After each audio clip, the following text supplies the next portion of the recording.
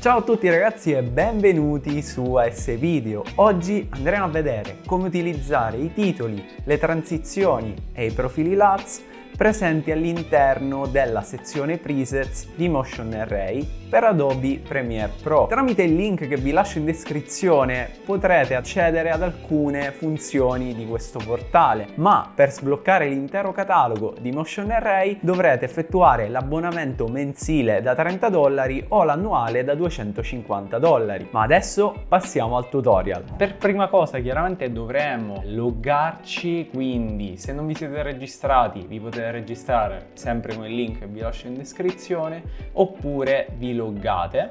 A questo punto siamo nella sezione principale del sito e andremo in presets e poi selezioneremo Adobe Premiere Pro. In questa sezione troveremo tutti i presets per Premiere Pro, quindi che siano i titoli, transizioni, overlay, LUTs, effetti, insomma un po' di tutto. Per prima cosa iniziamo a vedere come utilizzare appunto i preset per il colore, quindi selezioniamo LUTs.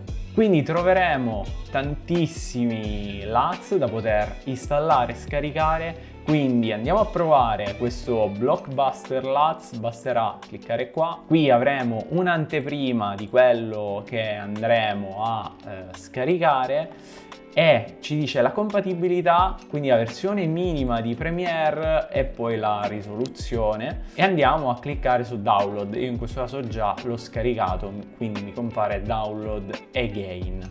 Una volta scaricato andremo ad aprirlo e sarà necessario estrarre questi file. Quindi clicchiamo Extract in e selezioniamo la cartella di destinazione che preferiamo noi. Una volta estratto il tutto avremo in media questi file, quindi il file preset che ora andremo a vedere su Premiere, la sezione LUTs che utilizzeremo per il secondo metodo e poi la sezione help che può essere magari d'aiuto se quello che andrete a scaricare avrà una procedura un po' differente rispetto a quella che vediamo adesso. Quindi se apriamo il video vedremo tutta la procedura per l'installazione. Dirigiamoci su Premiere dove abbiamo il nostro progetto. Nella sezione effetti, che nel caso in cui non ci dovesse essere, cliccate su finestra effetti e con il tasto destro cliccate qui e poi selezionate importa predefiniti. Andiamo a selezionare la cartella dove abbiamo il nostro file appena scaricato, lo selezioniamo e clicchiamo apri. A questo punto il tutto è fatto e troveremo nella sezione presets, quindi se avete Premiere in italiano potreste avere la cartella sia predefiniti che presets, quindi andate su presets e come vedete abbiamo qui Blockbuster LUTs che sono quelli che abbiamo appena installato. Quindi prendiamo il nostro LUT numero 1, lo trasciniamo sulla nostra clip e come vedete già è stato applicato questo effetto. Infatti se io da qui vado a disattivarlo, come vedete c'è una differenza. Andiamo a provarne un altro, trasciniamo qua, anche in questo caso abbiamo visto una differenza. Comunque qui potrete vedere sempre l'anteprima del LUT che andrete ad utilizzare. Quindi ad esempio magari il numero 20 mi ispira un po' di più, lo porto qui e abbiamo questo effetto. Chiaramente poi posso andare a metterlo su qualsiasi clip, ma magari per una determinata clip rispetto a un'altra dovrete andare a fare poi delle piccole correzioni, insomma dovrete fare un minimo sempre di color correction, soprattutto se avete delle scene differenti. Ora vi mostrerò un altro metodo. Ho scaricato ad esempio questi cinematic LUTs, ma qui non c'è il file preset che abbiamo visto poco fa.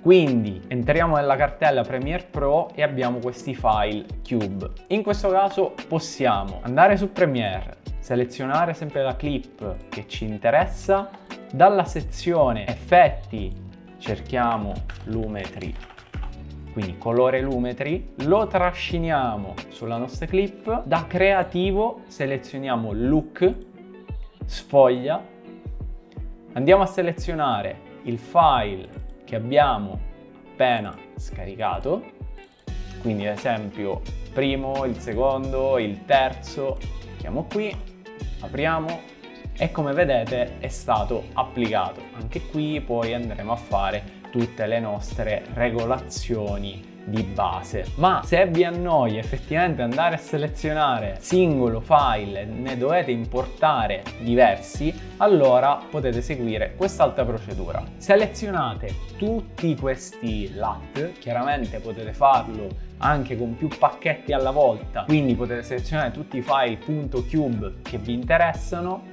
cliccate col destro copia e vi dirigete nella cartella di Premiere e vi lascio l'indirizzo di questa cartella direttamente in descrizione al video. Una volta arrivati qui in questa cartella ci basterà cliccare col destro e fare incolla.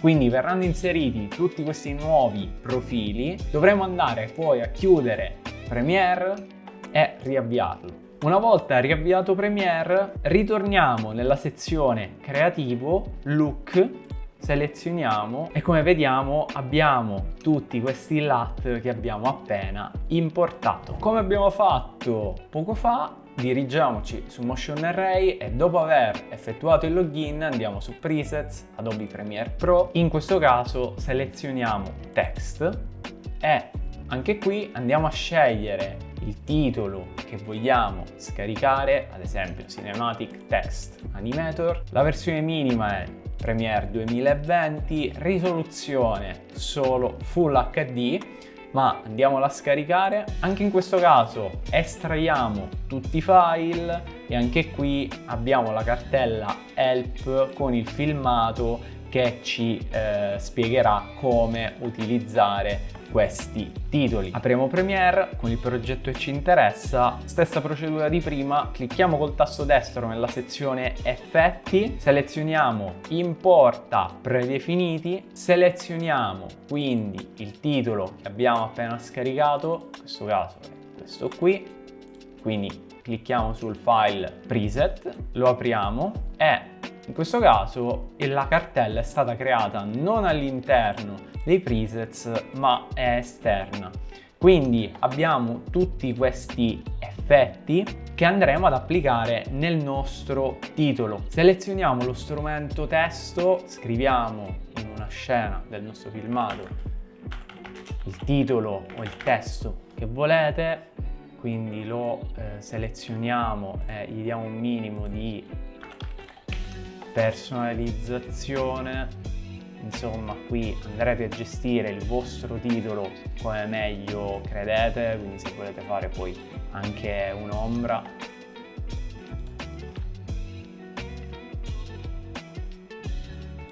e così via. Insomma, questo è un testo abbastanza basilare. Dovrete decidere la durata del vostro titolo, quindi magari volete che termina qui, quindi lo tagliamo fino a qua e lo dividiamo in due parti. Indicativamente lo tagliamo al centro, strumento la metta, e andiamo a utilizzare questi preset che abbiamo appena scaricato. Quindi Cinematic Text Animator 01 in, lo trasciniamo e come vediamo effettivamente è stata applicata questa transizione.